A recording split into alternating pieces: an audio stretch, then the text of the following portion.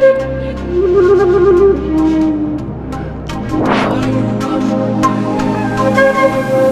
my queens and kings. Welcome to Pharaoh Tarot. This is Butterfly Williams, and I'll be serving up a moonwave reading for the new moon in Cancer. Welcome, welcome. What we do here at Pharaoh Tarot is channel ancestral wisdom for contemporary times through tarot and oracle card readings. If anything I'm about to say resonates for you, please like, share, subscribe, and comment. The real magic happens in the personal readings. If you'd like to see what your options are for one of those, please check out the description box below. I'd love to get an email from you. Okay, let's get going. Hello, my queens and kings. Welcome to the moonwave reading for the new moon in Cancer. I'm happy to report that there is a lovely, lovely energy radiating from the tray for this reading.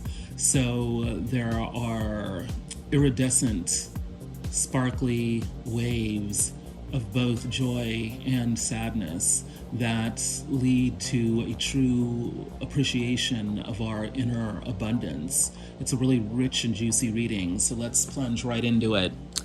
The overall energy is the Tower. Something new and shocking happens that changes everything.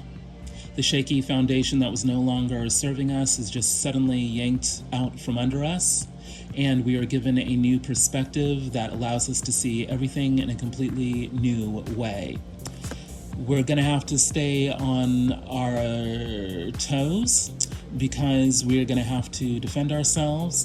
We're going to have to put forth what our vision is about how this situation should be handled, and we're going to have to discount all the naysayers. But it's going to lead to a victory of some sort. We're going to be recognized for what we have been through and what we have achieved. And that puts us on the path to the Ten of Cups, complete and total emotional fulfillment, particularly in relationships. The happy spouse or partner, the wonderful, joyful kids, the happy home, everything we could ever want emotionally. It's on our way because this Tower happened. What's at the heart of the situation? The Chariot, a grand leveling up that is guided by divine destiny. We are moving forward in a very powerful way that cannot be denied. The Ace of Wands, it's going to rejuvenate us, revitalize us. We will be feeling a new passion for life. We will know what to do in terms of taking action, and we'll take the correct action. And it's going to lead to our abundance. We have the fish here. This is about getting in the flow of things in a way that gives us the connections and the resources we need to take care of our finances in a most harmonious way. What's in the upper world? Well, we're feeling the pressure of needing to stay balanced amidst all the pressures that we are dealing with. We've got the Two of Pentacles here. We may be having to balance, what we were hoping for versus what we actually got. There may be competing priorities that we are going to need to reprioritize.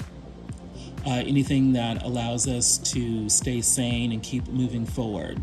But that's the challenge we are up against. This is most likely happening in a business context. We have the Page of Discs here. This is about being a newbie in the world of business, needing to gain more experience, needing to access the right kinds of people, and needing to figure out what is the right thing to say to a boss or to a coworker or to a friend who might have a connection that can help us advance our aims. The Adinkra symbol is Pharaoh duo pa'a, when you climb a good tree. When you climb a good tree, you are given a push. A good deed attracts support. So yeah, the overall situation here is about, attracting the resources that we need, doing it through diplomatic use of relationships. But there's definitely a supportive energy here that will help us to keep balance, that will help us gain the experience that we need. What's the motivation of the situation? Temperance. Needing to be patient, as we slowly but surely bring into balance opposing forces. We are needing to sift through various options, go back and forth between various choices, and on a very deep, intuitive level, figure out what is going to work best. When we stay centered in that patient, intuitive energy, magic results. And the kind of magic I'm talking about is the wheel of fortune. It is if out of the darkness comes this beautiful, shimmering light of good karma that tilts events in our favor. We have to concentrate on the good stuff, focus on what we want to happen, not what we don't want to happen. Focus on our own purity, which reinforces the angelic temperance energy. Focus on good intentions. Focus on coming from the right place. When we marry patience with purity, we get good karma. What's going on with you directly? The Page of Cups. Feeling a little giddy, not really sure about what we should be feeling. There's very much an energy of we've already experienced a come up, but now that we're at this new level, we don't know quite what to do or quite what to feel about it. So there's something here about just experiencing the emotions for what they are. You know, acknowledging that we don't know what to feel necessarily. And the most helpful attitude is wanting to be of service, wanting to be of help, especially emotionally. You know, wanting to have a good attitude about things. And there's a lot of reasons to have a good attitude, because we've got the Four of Sticks, the Four of Wands.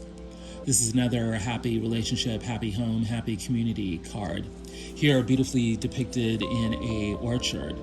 Could be apples, could be cherries. This happy couple here has picked a bunch of flowers. This is also the 1111 card, so perhaps you're seeing angel numbers everywhere. There's a sense here of good fortune already being around us or being just around the corner, and we're not quite sure what to make of all our good fortune.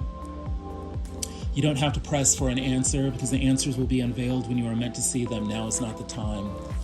So don't get so anxious about having to have the grand master plan all worked out.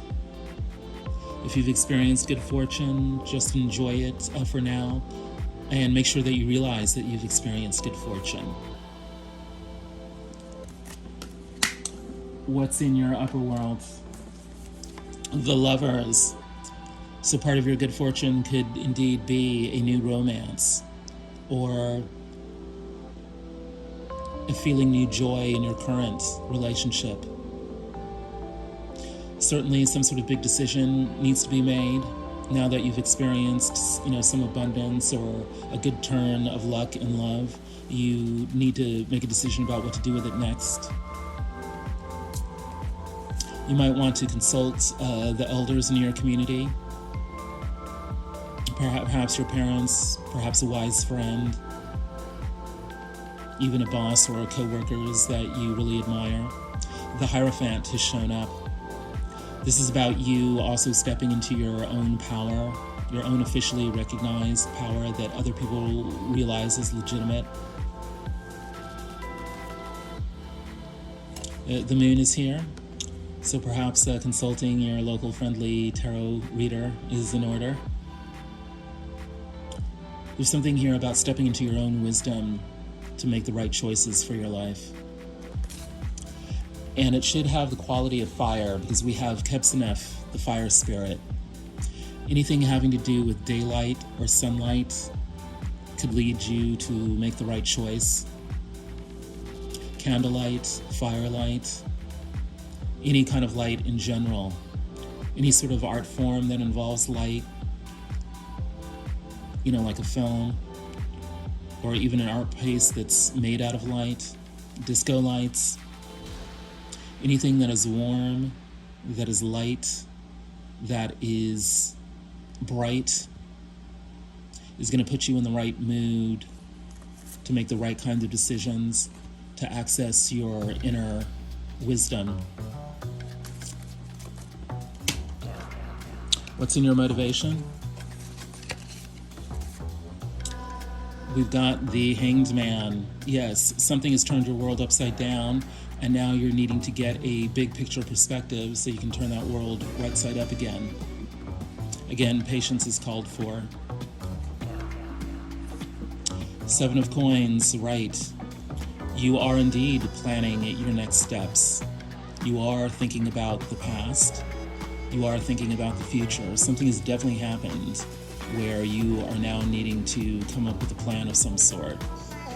Don't put pressure on yourself to have all the answers immediately. They will come to you. But no, you should be actively thinking about, what the next step is going to be.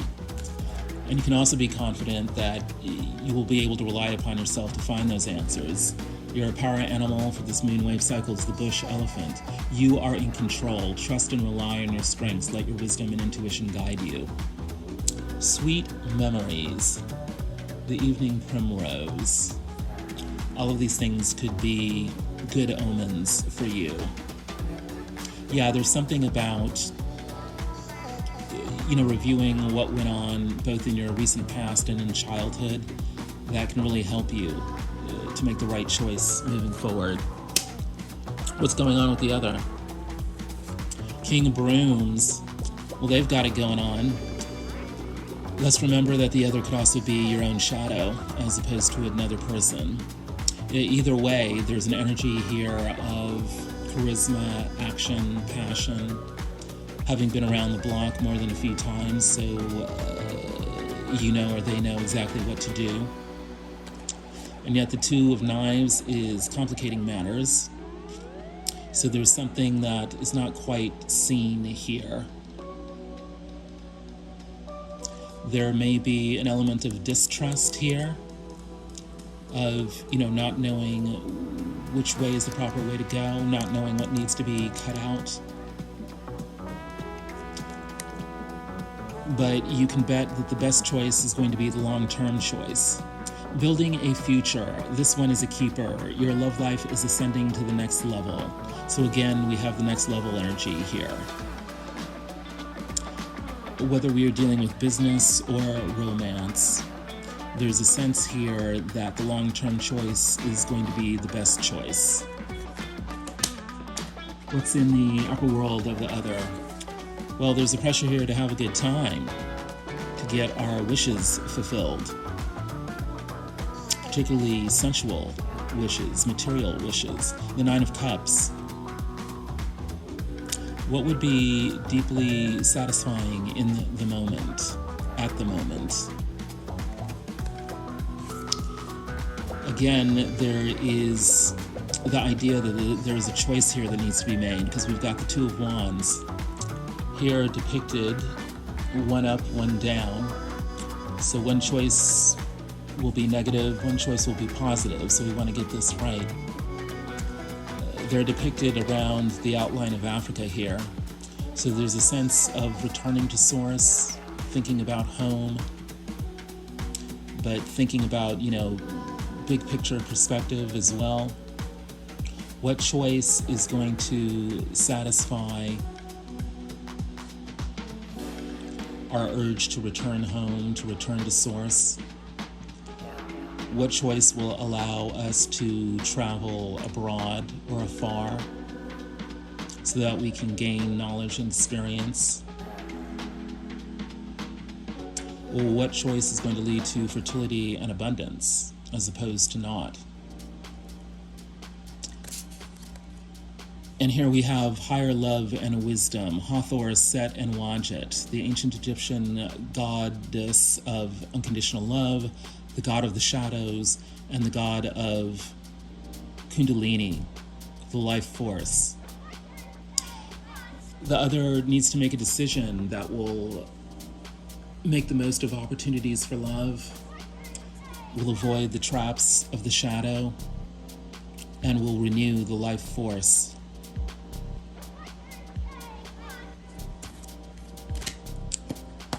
What's in the motivation of the other? The High Priestess, deep spirituality, turning to occult sources to figure things out, utilizing secret knowledge to move ourselves forward, consulting spiritual advisors to help us deal with business decisions. Little coin, the Page of Pentacles is back. The other may be feeling like they're dealing with a new business arena, and they're needing messages about what to do to secure their abundance. And indeed, planning, knowledge, wisdom are our big focuses this moonwave cycle, because we have knowing. He who collects the most knowledge wins the war. There is a sense of, dealing with the competition here. How do we take advantage of their lack of knowledge? How do we turn our own lack of knowledge into an asset? How does our own intuition inform our decisions? And the outcome is the Ace of Brooms, complete renewal of passion, having a bright new idea about what to do so that we can take the right course of action. Feeling on fire in the best possible way, whether in the boardroom or in the bedroom. Complicated by the moon. We may not always feel totally sure about the right course of action, but we can rely on our intuition to help figure things out. We can indeed navigate the darkness. Our passion can help illuminate the dark with our fiery will to action. And complicated further still by broken crayon, still color. There's something here about realizing that the situation and the people involved in it are imperfect, and yet still a great deal of beauty and love and abundance and passion can come out of the situation. In fact, beauty and passion can lead to synchronicities that allow us to navigate the dark of the moon, that help us to revitalize how we feel about ourselves and the situation. What's in the upper world? The King of Cups. Stepping into complete emotional intelligence, letting beauty speak for itself, feeling deeply calm inside even as the waters rage around us, bringing others into emotional alignment with our vision. And that vision is one of healing, of recognition, of wish fulfillment. We have the star. So much water in this depiction of the star and of the King of Cups. Knowing how to heal others, knowing how to give others the recognition that they deserve, knowing how to fulfill people's desires, and also knowing how to avoid those who need to be avoided. Never give a hater what they want, your energy. You're developing a great deal of emotional wisdom about what to plug your energy into and what not to plug your energy into. Motivation. Seven of Pentacles, making a plan, using your wisdom to sort through what worked and what didn't. This is allowing you to experience an internal level up, becoming the Queen of Wands, being sophisticated about how people are, how things work, being able to rely on your intuition to make the right kind of decision, being comfortable with your sexuality, being comfortable with your desires, having a big picture view, knowing where the shadows are and knowing where the light is,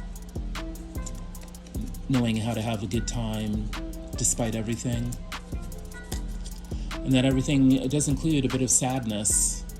Allow yourself the space to feel miserable, mourn what has been lost or what cannot be. If you can't take the time now, your sadness will catch up with you later when you're least expecting it.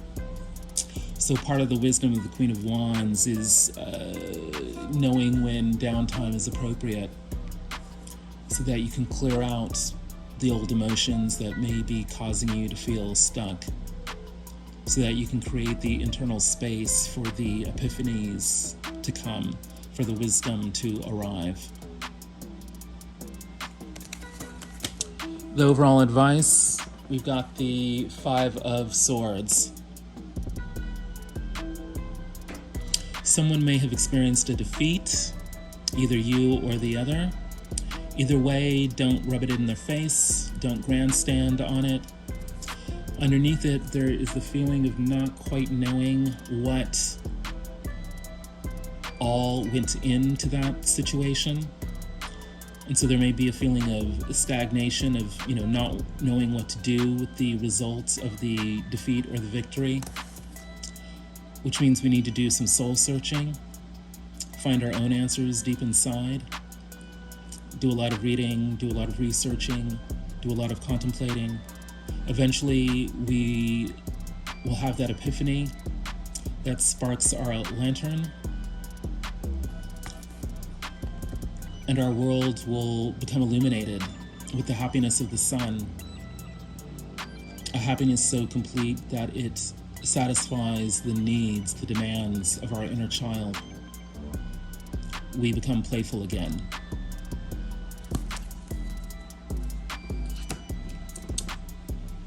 A powerful mix of energies in this moonwave cycle. The new moon in Cancer is a chance to clean the slate and discover again what truly nurtures us, what makes us feel most at home. And what we're discovering in this new wave cycle, this moonwave cycle, is that we have the power within ourselves to nurture ourselves that sparks an emotional abundance that results in external abundance, whether that be material or emotional. If anything in this reading has resonated with you, please like, share, subscribe, comment. The real magic happens in the personal readings, and if you'd like one of those, please drop me an email. You can check out your options in the description box below. I look forward to hearing from you. Until then, my queens and kings, the ancestors have spoken.